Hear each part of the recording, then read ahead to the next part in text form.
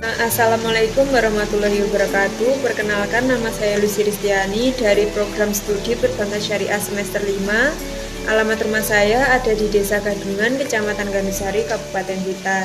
Video ini dibuat untuk memenuhi tugas mata kuliah Ekonomi Moneter Kebanksentralan yang diampu oleh Bapak Setio Adi Pambudi. Di sini saya akan mempresentasikan materi mengenai daya beli masyarakat Indonesia, meliputi tantangan dan strategi menuju kesejahteraan ekonomi. Saat ini, ekonomi Indonesia telah berkembang pesat dalam beberapa tahun terakhir. Dalam menilai kehidupan ekonomi suatu negara, terdapat dua komponen, yaitu daya beli masyarakat dan kesejahteraan ekonomi. Dalam menghadapi tantangan ekonomi global, contohnya fluktuasi tingkat inflasi adalah masalah utamanya. Ini dapat mempengaruhi stabilitas harga barang dan jasa, menghambat kemampuan orang untuk berbelanja yang pada akhirnya mempengaruhi kesejahteraan ekonomi secara keseluruhan. Dalam presentasi ini akan membahas berbagai strategi yang digunakan untuk mengatasi tantangan daya beli masyarakat dalam konteks situasi dan masalah ini. Selanjutnya ada pengertian daya beli masyarakat menurut para ahli. Yang pertama dari Dr. Supawi Pawengan menyebutkan bahwa daya beli masyarakat adalah kemampuan masyarakat sebagai konsumen untuk membeli barang atau jasa yang dibutuhkan. Sedangkan menurut Putong pada tahun 2003 menyebutkan bahwa daya beli adalah kesanggupan konsumen dalam hal melakukan pembelian dan permintaan jumlah barang. Sedangkan menurut KBRN Jakarta menjelaskan bahwa daya beli adalah kemampuan masyarakat dalam membelanjakan uangnya dalam bentuk barang maupun jasa. Sehingga daya beli adalah kemampuan konsumen membeli banyaknya jumlah barang yang diminta pada suatu pasar tertentu.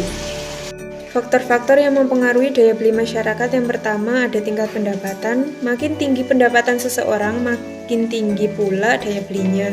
Begitu pula sebaliknya. Yang kedua ada tingkat pendidikan. Contoh, seorang sarjana lebih membutuhkan komputer dibandingkan seseorang lulusan sekolah dasar. Yang ketiga tingkat kebutuhan. Seseorang yang tinggal di kota, daya belinya akan lebih tinggi jika dibandingkan dengan yang tinggal di desa. Yang keempat, kebiasaan masyarakat.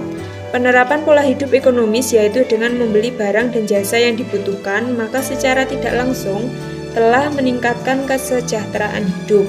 Yang kelima ada harga barang. Jika barang naik, maka daya beli konsumen cenderung menurun. Hal itu sesuai dengan hukum permintaan. Yang terakhir ada mode.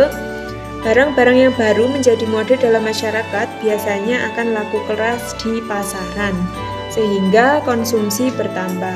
Tantangan yang dihadapi terkait daya beli masyarakat yang pertama adalah ketidaksetaraan pendapatan.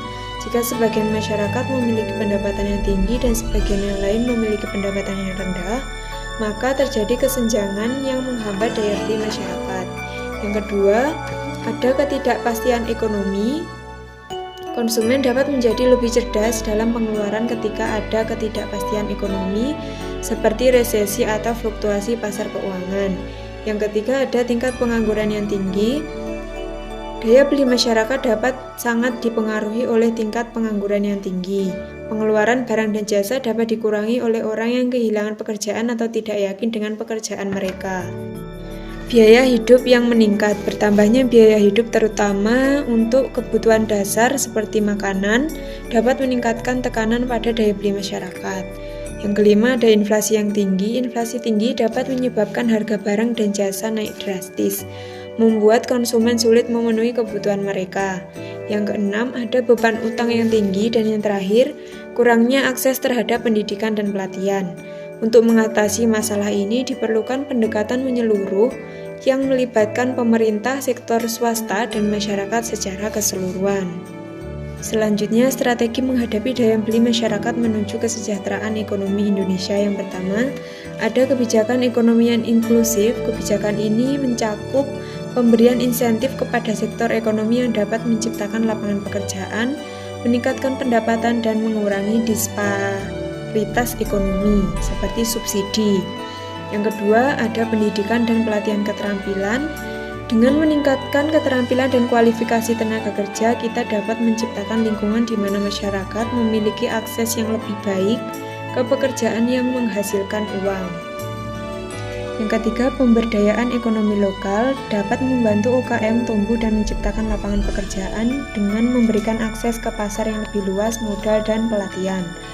Yang keempat, infrastruktur dan akses juga meningkatkan daya beli masyarakat, menciptakan peluang pekerjaan, dan menumbuhkan sektor industri.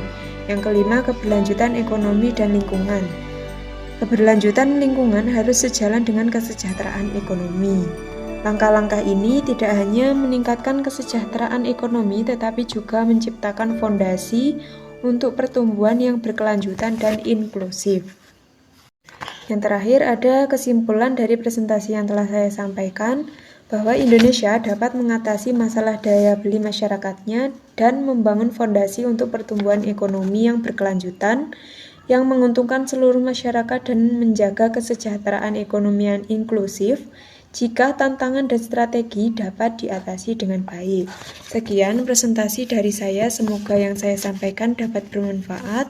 Wassalamualaikum warahmatullahi wabarakatuh.